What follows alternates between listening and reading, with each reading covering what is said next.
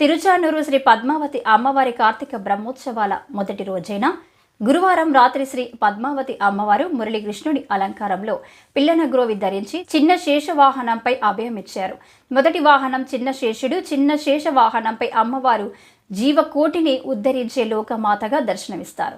శేషభూతమైన ఈ ప్రపంచం సిరుల తల్లి రక్షణలో సుఖాన్ని పొందుతుంది. ఈ వాహనంపై అమ్మవారి దర్శనం వల్ల యోగ సిద్ధి చేకూరుతుందని భక్తుల విశ్వాసం. అంతకు మునుపు రాష్ట్ర దేవాదాయ శాఖ మంత్రి ఆనం రామనారాయణ రెడ్డి అమ్మవారికి పట్టు వస్త్రాలు సమర్పించారు.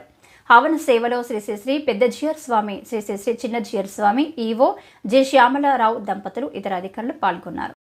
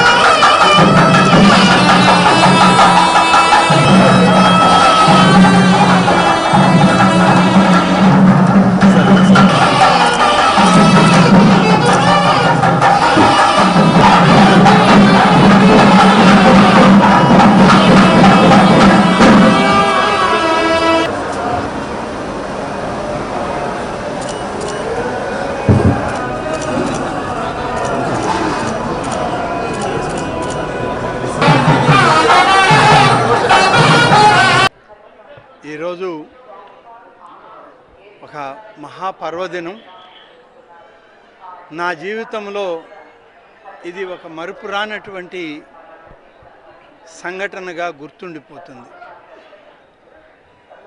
తిరుచానూరు అమ్మవారి బ్రహ్మోత్సవాలని ఎప్పుడో చిన్ననాడు చూడడమే తప్ప తర్వాత ఎప్పుడు వినడమే.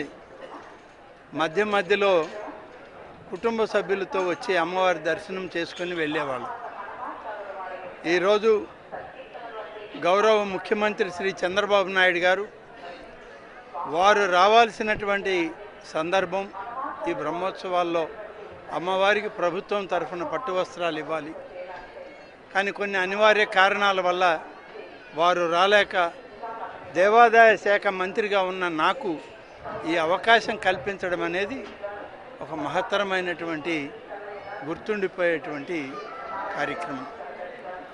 ఎందుకు అంటున్నానంటే అనేక సందర్భాల్లో అమ్మవారికి పట్టు వస్త్రాలు ఇచ్చేటువంటి రోజుల్ని, కార్యక్రమాలని మీడియా ద్వారా చూస్తూ వచ్చేవాడిని. ఈరోజు నేనే ప్రభుత్వం తరఫున అమ్మవారికి పట్టు వస్త్రాలను ఇచ్చేటువంటి మహద్భాగ్యం నాకు కలిగింది అని అంటే అది మా తల్లిదండ్రులు చేసుకున్నటువంటి పూర్వజన్మ సుకృతం. అలాగే ఇవాళ మా ముఖ్యమంత్రి గారి యొక్క ఆశీస్సులు అని చెప్పి నేను ఈ సందర్భంగా తెలియజేస్తాను. ఒక విషయం ఈరోజు ఉదయం కూడా నేను తిరుమలలో కూడా చెప్పాను.